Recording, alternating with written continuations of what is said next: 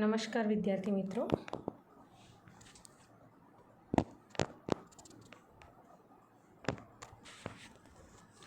આપણે આજે ફરીથી સીસી બોટની 313ના લેક્ચર માટે મળી રહ્યા છીએ. બિફોર સ્ટાર્ટિંગ અવર નેક્સ્ટ ટોપિક, આપણે કાલે જે ભણ્યા છે એનું થોડું રિવિઝન કરી લઈશું. કાલે જે આપણે અભ્યાસ કર્યો હતો એ છે નિર્જીવ કોષાંતર પદાર્થો. નિર્જીવ કોષાંતર પદાર્થોમાં આપણે જે 4 મુખ્ય વાત કરી હતી એ જે છે કાર્બોહાઈડ્રેટ, નાઇટ્રોજન પદાર્થો અને ચરબી, ખનિજ સ્ફટિકો અને આલ્કલોઇડ્સ. બરાબર, એમાંથી 1 બાય 1 આપણે જોઈશું. પહેલાં શરૂઆત કરતાં પહેલાં આપણે એ પણ સમજી ગયા હતા કે નિર્જીવ કોષાંતર પદાર્થો શું છે. બરાબર, તો મેં તમને એ પણ સમજાવ્યું હતું કે જ્યારે વનસ્પતિ કોષોની ઉત્પત્તિ થાય છે, એટલે કે નવા કોષોની ઉત્પત્તિ થતી હોય છે અને વનસ્પતિમાં ચયાપચય એટલે ચય અને અપચય, બરાબર, સંશ્લેષણ અને વિઘટનની ક્રિયા થતી હોય છે, ત્યારે જે પદાર્થો ઉત્પન્ન થતા હોય છે અને એ પદાર્થો વનસ્પતિના કોષોમાં જ સંગ્રહ થતા હોય છે, તો આવા પદાર્થોને આપણે શું કહીશું ભાઈ? નિર્જીવ કોષાંતર પદાર્થો કહે છે. હવે આ પદાર્થોની વાત કરીએ તો એ ફાયદાકારક પણ હોઈ શકે અથવા હાનિકારક પણ હોય છે. જેમાંના મેં તમને વાત કરી હતી કે મંડકણ એટલે કે સ્ટાર્ચ ગ્રેન્સ છે, સમિતાય કણ અને કોશિકાસમ એ જરૂરી છે. એ કોઈકને કોઈક વનસ્પતિના ફંક્શનિંગ માટે જરૂરી છે. પણ જ્યારે આપણે વાત કરીએ કેલ્શિયમ ઓક્ઝેલેટના સ્ફટિકો અને કેલ્શિયમ ઓક્ઝેલેટના જે સ્ફટિકો છે એમાં આપણે વાત કરીએ તારાસ્ફટ અને સૂચિસ્ફટ, જે શું છે ભાઈ? હાનિકારક છે.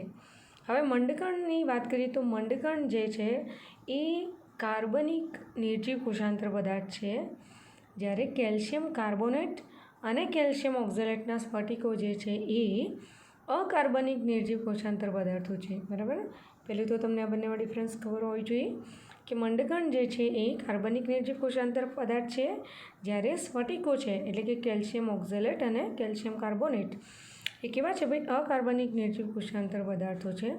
સમિતાય કણ જે છે એ N2 યુક્ત એટલે કે નાઇટ્રોજનયુક્ત પદાર્થો છે. હવે આ નિર્જીવ કોષાંતરીય પદાર્થો જે છે એમાં રાસાયણિક ઘટકોમાં વિવિધતા જોવા મળે છે. એટલે રાસાયણિક ઘટકોના આધારે ફરીથી એને 3 ભાગમાં વહેંચવામાં આવે છે, જેમાંના ખોરાક સ્વરૂપે આવેલા ઘટકો, ખનિજ સ્ફટિકો અને આલ્કલોઇડ. સૌપ્રથમ આપણે વાત કરીશું ખોરાક સ્વરૂપે આવેલા ઘટકો. ઓકે, તો ખોરાક સ્વરૂપે જે આવેલા ઘટકો છે, બરાબર, તો એવું કહે છે કે આ પદાર્થો જે છે એ વનસ્પતિ કોષોના જીવરસમાં જે અંગિકાઓ આવેલી છે, અંગિકાઓ કઈ કઈ છે તમને ખબર જ છે, બરાબર, અંગિકાઓ દ્વારા સંશ્લેષણ પામે છે અને આનો જે સંચય છે એ વનસ્પતિના કોષોમાં ખોરાક તરીકે જમા થાય છે. બરાબર, એમાં પણ જે તત્વો રહેલા છે એ તત્વોને જો ધ્યાને લઈએ તો એના ફરીથી અલગ અલગ પ્રકાર પડે છે, એટલે કે કાર્બોદિત પદાર્થો, નાઇટ્રોજનયુક્ત અને ચરબીયુક્ત એટલે કે લિપિડયુક્ત. બરાબર, કાર્બોદિત પદાર્થોની વાત કરીએ તો મંડકણો, જેમાં ઘઉંના છે, ઉદાહરણ તરીકે આપણે મકાઈ, ઘઉં, ધાન્યફળ, ચોખા, બટાટાના ગ્રંથિલ, કેમ કે બટાકા પોતે પણ એનામાં વધારે પડતો સ્ટાર્ચ હોય છે. નાઇટ્રોજનયુક્ત વાત કરીએ તો એમાં સમિતાય કણ અને સમિતાય સ્તર. સમિતાય સ્તર જે છે એમાં મકાઈ અને ધાન્યફળ છે, જ્યારે સમિતાય કણની વાત કરીએ તો એરંડીના બીજ, અને ચરબીયુક્તમાં એરંડી, મગફળી અને નારિયેળીના બીજ, આ ઉદાહરણ તરીકે એનો સમાવેશ થાય છે. હવે કાર્બોદિત પદાર્થો જે આપણે વાત કરી કન્ટિન્યુ છે એમાં હવે આ જે પદાર્થો છે, બરાબર, જસ્ટ મિનિટ, ઓકે, બરાબર, આમાં સૌપ્રથમ આપણે જે વાત કરીશું આ કાર્બોદિત પદાર્થોની. ઓકે, હવે કાર્બોદિત પદાર્થોની વાત કરીએ તો આ જે પ્રકારના પદાર્થો છે એ કાર્બોદિત પદાર્થો છે, એટલે કે નાઇટ્રોજન વિહીન દ્રવ્યો છે. બરાબર, હવે કાર્બોદિત પદાર્થો છે એટલે એમાં કાર્બન, હાઇડ્રોજન અને ઓક્સિજન આવેલા હોય છે. હવે આ જે પદાર્થો છે એ CO2 અને H2 એટલે કે કાર્બન ડાયોક્સાઇડ અને પાણીના સંયોજનથી પ્રકાશ સંશ્લેષણની ક્રિયાથી નિર્માણ પામે છે. બરાબર, તમને ખબર જ છે કે પ્રકાશ સંશ્લેષણની ક્રિયામાં વનસ્પતિ CO2 અને H2નો ઉપયોગ કરે છે અને કાર્બોદિત બનાવે છે. આ પદાર્થો પૈકીના જે છે એ કેટલાક પાણીમાં દ્રાવ્ય છે, જ્યારે કેટલાક પાણીમાં અદ્રાવ્ય છે. હવે આપણે 1 બાય 1 જોઈશું. તેમાં સૌપ્રથમ જે છે એ સ્ટાર્ચ ગ્રેન્સ એટલે કે મંડકણની વાત કરીએ તો વનસ્પતિઓમાં આપણને ખબર છે કે પર્ણ દ્વારા પ્રકાશ સંશ્લેષણની ક્રિયાથી જે પણ ઉત્પન્ન થતા કાર્બોદિતો છે, બરાબર, એમાં વધારાના સ્ટાર્ચનો સંગ્રહ જે છે એ મંડકણ સ્વરૂપે થાય છે. એ સંગ્રહ છે એ જમીનના અંદરના ભાગે પણ હોઈ શકે અથવા બહારના અંગોમાં પણ થતો હોય છે, બરાબર. હવે આપણને ખબર જ છે કે મોસ્ટલી પ્રકાશ સંશ્લેષણની ક્રિયા જે છે એ પર્ણો દ્વારા થાય છે, એટલે કે પર્ણોમાં ઉત્પન્ન થતા સ્ટાર્ચનો સૌપ્રથમ સંગ્રહ ક્યાં થશે? ભાઈ પર્ણોમાં જ થશે. પછી એ એવા અંગો તરફ વહન પામશે કે જ્યાં વનસ્પતિ આ ખોરાકનો સંગ્રહ કરે છે, બરાબર. એટલે કે પર્ણોથી એનું વહન થશે અને એવા અંગો તરફ જશે કે જ્યાં સ્ટાર્ચનો ખોરાક તરીકે સંગ્રહ કરે છે, બરાબર. ઓકે, હવે આપણે મંડકણની રચનાની વાત જોઈએ. તો મેં તમને અગાઉ પણ જણાવ્યું હતું, આ હવે તમને બાય હાર્ટ થઈ જવો જોઈએ ટૉપિક, કે મંડકણમાં એક વિશિષ્ટ નાભી એટલે કે બિંદુ જેવી રચના હોય છે, જેને આપણે નાભી અથવા શું કહીશું? વૃંત્યુ કહીશું, જે મેં તમને અહીંયા પણ આકૃતિમાં દર્શાવી છે. આ વૃંત્યુની આસપાસ તમે અત્યારે પણ જોઈ શકો છો કે આ રીતે સ્તવિન્યાસ સ્તરની ગોઠવણી છે, બરાબર. તમે માઇક્રોસ્કોપિક ઓબ્ઝર્વેશન કરશો તો પણ આ સ્તર જે છે એ ક્લિયરલી તમે છૂટા જોઈ શકો છો. એનું કારણ શું છે? તો કારણ એ છે કે આ દરેક સ્તરમાં પાણીનું પ્રમાણ કેવું છે? જુદું જુદું છે. પાણીનું પ્રમાણ અલગ અલગ હોય અને વક્રીભવનાંક પણ જુદો જુદો છે, જેના કારણે આ બધા સ્તર અલગ અલગ દેખાઈ શકે છે, બરાબર. અને આ સ્તરને તમે સ્પષ્ટ રીતે માઇક્રોસ્કોપિક ઓબ્ઝર્વેશન કરો ત્યારે તમને જોવા મળશે. હવે નાભી અથવા વૃંત્યુને અનુલક્ષીને પણ મંડકણના અલગ અલગ પ્રકાર પડે છે. જો નાભી અથવા વૃંત્યુ એક જ તો એને આપણે કહીશું સાદા મંડકણ, બરાબર. જો નાભી અથવા વૃંત્યુની સંખ્યા એક કરતાં વધારે તો આપણે એને કહીશું સંયુક્ત મંડકણ. હવે સાદા મંડકણ અને સંયુક્ત મંડકણ એ તો આપણને ડિફરન્સ ખબર પડી ગઈ. સાદા મંડકણમાં પણ અલગ અલગ રચનાના આધારે અલગ અલગ એના પ્રકારો છે. જો વૃંત્યુ એક તરફ હોય અને સ્તવિન્યાસ એટલે કે આ જે સ્તરો છે એ બીજી તરફ આવેલા હોય તો એને બહુકોષ કેન્દ્રી અથવા ઉત્કેન્દ્રી મંડકણ કહે છે. અને આ ઉત્કેન્દ્રી મંડકણ જે છે એ શામાં જોવા મળે છે? તો બટાકામાં. હવે એવું કહે છે કે જો વૃંત્યુ સેન્ટરમાં, બરાબર, અને આ જે સ્તરોની ગોઠવણી એની આજુબાજુ સમકેન્દ્રી રીતે થયેલી હોય તો તેને સમકેન્દ્રી મંડકણ કહે છે. અને એનું ઉદાહરણ છે ઘઉંના મંડકણ. મકાઈમાં પણ સમકેન્દ્રી મંડકણ જોવા મળે છે, બરાબર. પણ એમાં જે ગોઠવણી છે એ કેવી છે? પંચકોણીય, એટલે પંચકોણીય આકારના મંડકણ. અને કેવા? સાદા મંડકણ શામાં જોવા મળશે? મકાઈમાં. ચોખાની વાત કરીએ તો ચોખામાં તમને અનિયમિત આકારના મંડકણ જોવા મળશે. વાલની વાત કરીએ તો એમાં પણ સાદા મંડકણ પણ એના જે નાભી અથવા વૃંત્યુ છે એ સહેજ દંડ જેવી લંબાયેલી હોય છે, બરાબર. એટલે તમને આ ખબર પડવી જોઈએ. ઉત્કેન્દ્રી મંડકણ તો તમને શામાં જોવા મળશે? બટાકામાં. સમકેન્દ્રી મંડકણ ઘઉંમાં. પંચકોણીય મકાઈમાં. અનિયમિત આકારના ચોખામાં. અને દંડાયેલી એટલે કે દંડાકાર જે મંડકણ, આ બધા સાદા જ મંડકણની વાત છે, એ તમને વાલમાં જોવા મળશે. આ બધા જ જે છે સાદા મંડકણના વૃંત્યુને અનુલક્ષીને અલગ અલગ રચના છે. હવે સાદા મંડકણની વાત થઈ ગઈ. સંયુક્ત મંડકણની વાત કરીએ તો મેં કીધું હતું કે નાભી અથવા વૃંત્યુની સંખ્યા એક કરતાં વધારે હોય તો તેને આપણે શું કહીશું? ભાઈ તો આપણે એને શું કહીશું? સંયુક્ત મંડકણ કહેવાય છે, બરાબર. હવે કોઈ વખત એવું બને કે 2 કે 3 કે વધારે મંડકણ એક સામાન્ય સ્તરથી જોડાયેલા હોય છે, તેને પણ આપણે સંયુક્ત મંડકણ કહીશું. અને ઉદાહરણ તરીકે છે શક્કરિયાના મંડકણ. તમે જોઈ શકો છો અહીંયા એક મંડકણ છે, અહીંયા મંડકણ છે અને અહીંયા મંડકણ છે. અને આ બધા જ જે છે એ સામાન્ય સ્તરથી જોડાયેલા છે. એને આપણે શું કહીશું ભાઈ? સંયુક્ત મંડકણ. અને આવા મંડકણ જે છે એ શામાં જોવા મળે છે? તો શક્કરિયામાં આવા મંડકણ જોવા મળે છે. ઘણી જગ્યાએ મંડકણ લખેલું હોય છે, ઘણી જગ્યાએ સ્ટાર્ચ ગ્રેઇન લખેલું હોય છે. તો આમાં કન્ફ્યુઝ નહીં થવાનું. મંડકણ અને સ્ટાર્ચ ગ્રેઇન બંને એક જ છે. હવે ખરસાણી ફળની વાત કરીએ તો એમાં પણ સંયુક્ત મંડકણ છે, પણ એમાં ડંબેલ આકારના, જે એક્સરસાઇઝ માટેના ડંબેલ આવે છે ને એ રીતના ડંબેલ આકારની રચના હોય છે. એના બંને છેડે આવા ફૂલેલો ભાગ હોય છે.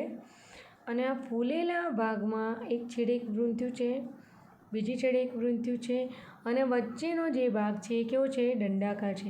આને પણ સંયુક્ત મંડકણ કહેવાય છે. ઓકે, એટલે આપણે સંયુક્ત મંડકણમાં એક તો એની વ્યાખ્યા થઈ ગઈ કે વૃંત્યુ અથવા નાભીની સંખ્યા કેવી હોય? એક કરતાં વધારે હોય છે. ઘણી વખતે બે કે વધારે મંડકણ જે હોય એ પણ સામાન્ય સ્તરથી જોડાઈને સંયુક્ત મંડકણની જ રચના કરે છે. અને એવા શામાં જોવા મળશે? શક્કરિયામાં. જ્યારે ડંબેલ આકારના સંયુક્ત મંડકણ તમને શામાં જોવા મળશે? તો ખરસાણીમાં. ઓકે, હવે મંડકણની આપણે અત્યાર સુધી વાત કરી, પણ એનું જે કેમિકલ બંધારણ છે એમાં શું છે? તો એ પણ સેલ્યુલોઝની જેમ જ એક જટિલ અદ્રાવ્ય બરાબર થયેલી સેકેરાઇડ કાર્બોદિત છે. અને એમાં બે વસ્તુઓ છે, એમાઇલોઝ અને એમાઇલોપેક્ટિન. એનું અણુસૂત્ર NC6H10O5 છે. હવે એમાઇલોપેક્ટિનની વાત કરીએ તો એ ચીકણો પદાર્થ છે, એટલે જ્યારે એને ગરમ કરવામાં આવે છે ત્યારે આ બધા જે છે એ એકબીજાને ચોંટી જાય છે, અથવા જ્યારે ઉછાળવામાં આવે છે ત્યારે પણ એકબીજા સાથે ચોંટી જાય છે. હવે એ પાણી અને આલ્કોહોલમાં અદ્રાવ્ય છે, પરંતુ જો એને ડાયસ્ટ્રેઝ નામના ઉત્સેચક અથવા મંદ H2SO4માં નાખવામાં આવે તો એ શર્કરામાં પરિણમે છે, અને એનું એસ્ટિમેશન આપણે કરી શકીએ છીએ.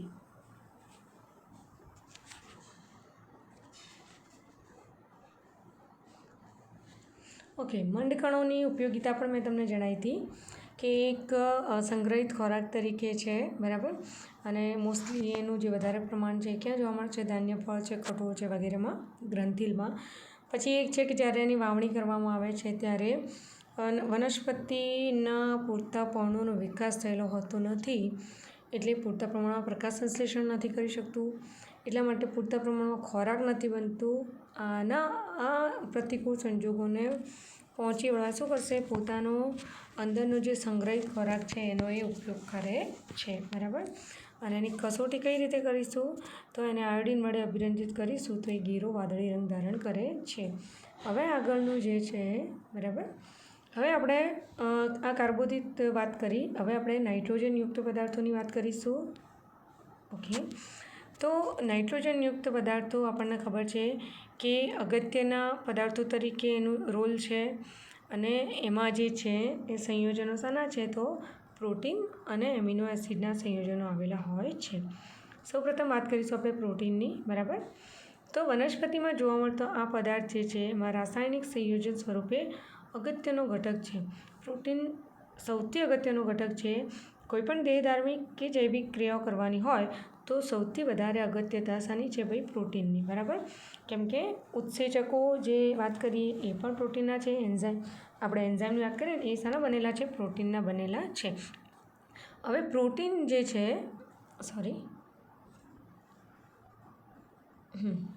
પ્રોટીન પદાર્થ જે છે એ કાર્બન, હાઇડ્રોજન, ઓક્સિજન અને નાઇટ્રોજન ધરાવે છે બરાબર. ક્યારેક ક્યારેક એમાં સલ્ફર અને ફોસ્ફરસ પણ હાજર હોય છે. હવે તમે કદાચ સાંભળ્યું હશે કે મકાઈમાં આવેલું જૈન પ્રોટીન બરાબર. આ જૈન પ્રોટીન છે એ સૌથી અગત્યનું પ્રોટીન છે. એ જૈન જે એક પ્રોટીન સોર્સ છે એને કમર્શિયલી પણ યુઝ કરવામાં આવે છે, એને ઘણી બધી બનાવટોમાં પણ યુઝ કરવામાં આવે છે. તો મકાઈમાં આવેલું જૈન પ્રોટીન જે છે એ સૌથી અગત્યનું છે, અને ઘઉંમાં આવેલું પણ ગ્લાયડિન પ્રોટીન સૌથી અગત્યનું છે. હવે વનસ્પતિ કોષમાં જે છે એ તો સૂક્ષ્મ ઘન કલિકાઓ સ્વરૂપે અને સંચિત ખોરાક તરીકે સંગ્રહ પામે છે. ઓકે,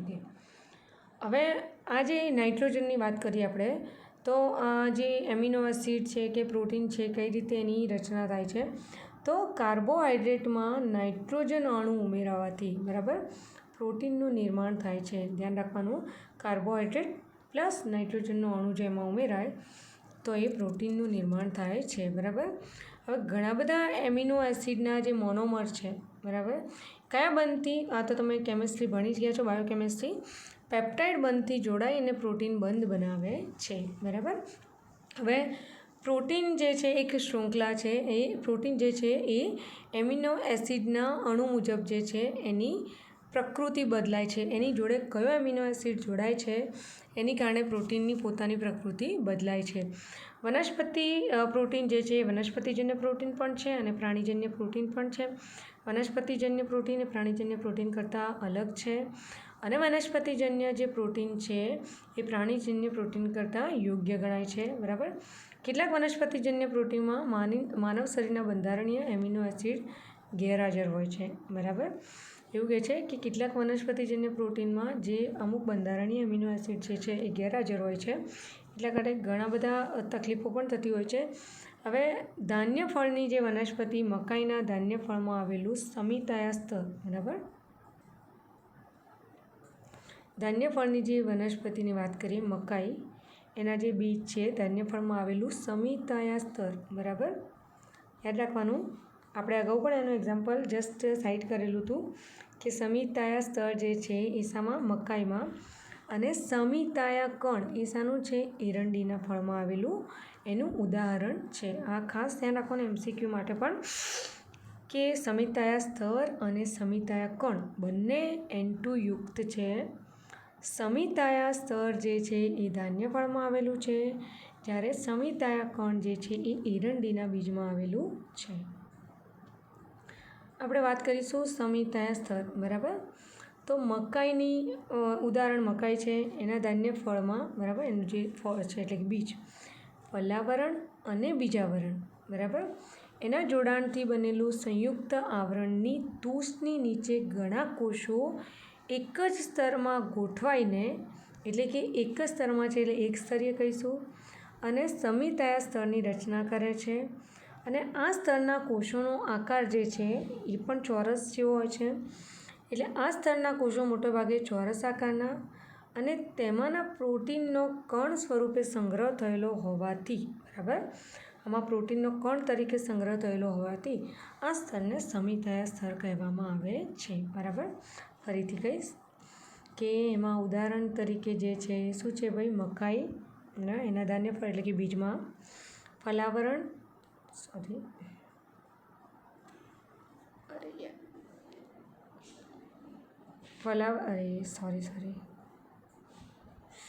પલાવરણ અને બીજાવરણના જોડાણથી બનેલું સંયુક્ત આવરણની તૂસની નીચે ઘણા કોષો એક સ્તરમાં ગોઠવાયેલા હોય છે અને ચોરસ આકારની રચના હોય છે અને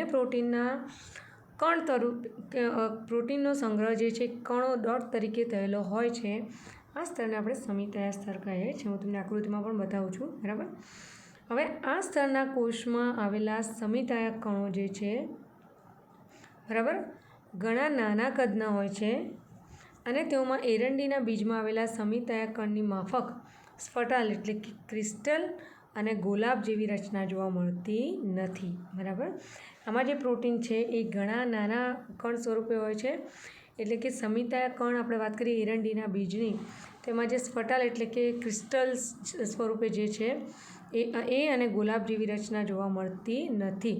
આ સ્તર કંઈક અંશે કાર્બોદિત પદાર્થોનું પાચન થાય તેવા ઉત્સેચકોનો પણ સ્ત્રાવ કરે છે. કયું સ્તર?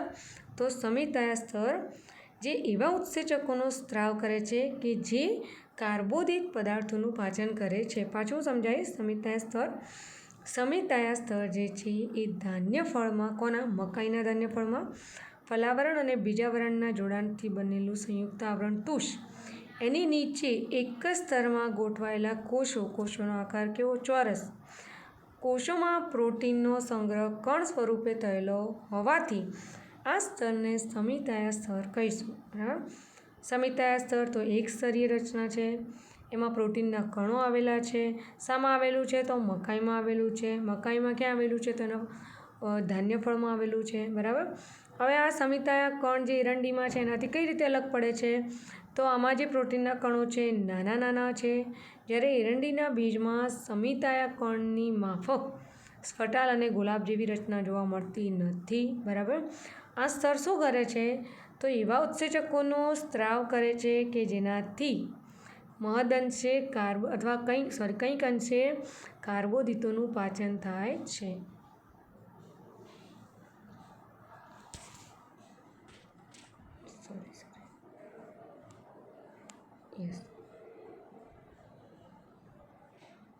તમે અહીંયા જોઈ શકો છો, મેં આ એરો દર્શાવ્યો છે. અહીંયા એક સ્તરના જે સ્તર છે ને એ એલ્યુરોન લેયર અથવા એને આપણે કહીશું સમિતાયા સ્તર. એ પણ તમે જોઈ શકો છો કે ચોરસ કોષોનું છે અને એક જ સ્તરમાં એની ગોઠવણી થયેલી છે. આ લેયરને આપણે કહીશું એલ્યુરોન અથવા સમિતાયા સ્તર. ઓકે. હવે આની કસોટી કઈ રીતે કરીશું? ઓકે. બરાબર.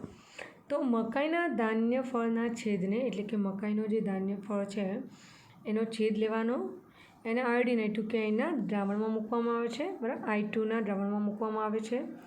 જો આ દ્રાવણમાં મૂકવામાં આવે તો સમિતાયા સ્તર અને તેમાં આવેલા સમિતાયા કણો પીળા રંગના બને છે. બરાબર. આનો છેદ લઈ એને I2ના દ્રાવણમાં મૂકી માઇક્રોસ્કોપિક ઓબ્ઝર્વેશન કરશો તો આ સ્તર પીળા રંગનું દેખાશે. બરાબર. તથા સમિતાયા સ્તરની નીચે આવેલો સ્ટાર્ચયુક્ત પદાર્થ એ જાંબલી, તમને આપણે વાત કરી હતી કે સ્ટાર્ચ જે છે એને જ્યારે I2ના દ્રાવણમાં મૂકીશું તો એ ઘેરો જાંબલી રંગ ધારણ કરે છે. બરાબર. હવે મકાઈના ધાન્ય ફળના છેદને જો મિલન્સ રિએજન્ટમાં મૂકીએ અને સ્લાઇડને સહેજ ગરમ કરતાં સમિતાયા સ્તર લાલ રંગનું બને છે. આ એની કસોટી છે, ધ્યાન રાખવાનું છે. પહેલી કસોટી એ છે કે આનો ધાન્ય ફળનો છેદ લઈ એને I2ના દ્રાવણમાં મૂકીશું, માઇક્રોસ્કોપિક ઓબ્ઝર્વેશન કરીશું તો પીળા રંગનું બને છે. બરાબર. સમિતાયા સ્તરની નીચે આવેલા સ્ટાર્ચયુક્ત પદાર્થો જો આની આ જ પ્રોસેસ કરીશું તો એ જાંબલી રંગ ધારણ કરે છે. અને જો મિલેન્સ રિએજન્ટમાં મૂકી સ્લાઇડ ગરમ કરીશું એ સ્લાઇડને તો સમિતાયા સ્તર લાલ રંગનું બને છે. તમને MCQ પૂછી શકે કે સમિતાયા સ્તર જે લાલ રંગનું બને તેમાં કયા રિએજન્ટનો ઉપયોગ થાય છે? તો મિલેન્સ. પીળા રંગનું બને તો કયા દ્રાવણનો? તો I2 દ્રાવણનો. અને સ્ટાર્ચયુક્ત આ જે સ્ટાર્ચ છે એ જાંબલી રંગ બને તો પણ I2નું દ્રાવણ. અહીંયા જે તમને આ સ્ટાર્ચ દર્શાવે છે એ આપણે આગળ જોયા હતા કે આ જે કેવા છે પંચકોણિયાની રચના છે. બરાબર. અને અહીંયા આ જે રચના દર્શાવી છે સ્ફટાલ અને ગુલાબ. ઓકે. બરાબર. હવે આપણે સમિતાયા કણ છે જેનો અભ્યાસ આપણે નેક્સ્ટ લેક્ચરમાં કરીશું. વિદ્યાર્થીઓ, ઇમ્પોર્ટન્ટ સૂચના કે જે એકેડેમિક કેલેન્ડર આવ્યું છે એ પ્રમાણે વિદ્યાર્થીઓનું આંતરિક મૂલ્યાંકન ટેસ્ટ દ્વારા, અસાઇનમેન્ટ દ્વારા, ક્વિઝ દ્વારા કરવાનું હોય. ગમે ત્યારે કોલેજ દ્વારા આ ટેસ્ટ, ઓનલાઈન ટેસ્ટ કે મૂલ્યાંકનની જે છે એ ટાઈમટેબલ બનાવવામાં આવશે. એટલા માટે વિદ્યાર્થીઓ ઓનલાઈન જે પણ અહીંથી ભણાવવામાં આવે છે એનો રેગ્યુલર અભ્યાસ કરે. બરાબર. કેમ કે એમાંથી જ ટેસ્ટને લેવડાશે અને અગાઉ જ્યારે આગળ યુનિવર્સિટીની એક્ઝામ પણ પરિસ્થિતિ નોર્મલ ના થાય ત્યાં સુધી એવું જ વિચારીને ચાલો કે ઓનલાઈન અભ્યાસક્રમને જ ગણવાનો છે. તો વિદ્યાર્થીઓ જે લોકોએ લેક્ચર્સ ના જોયા એ લોકો પણ યુટ્યુબ પરથી જોઈ શકે છે અને રેગ્યુલર લેક્ચર્સનો અભ્યાસ કરીને અસાઇનમેન્ટ બનાવી રાખે, જેથી કરીને જ્યારે તમને અહીંયા મૂલ્યાંકન માટે બોલાવવામાં આવે તો તમને તકલીફ ના પડે. Thank you.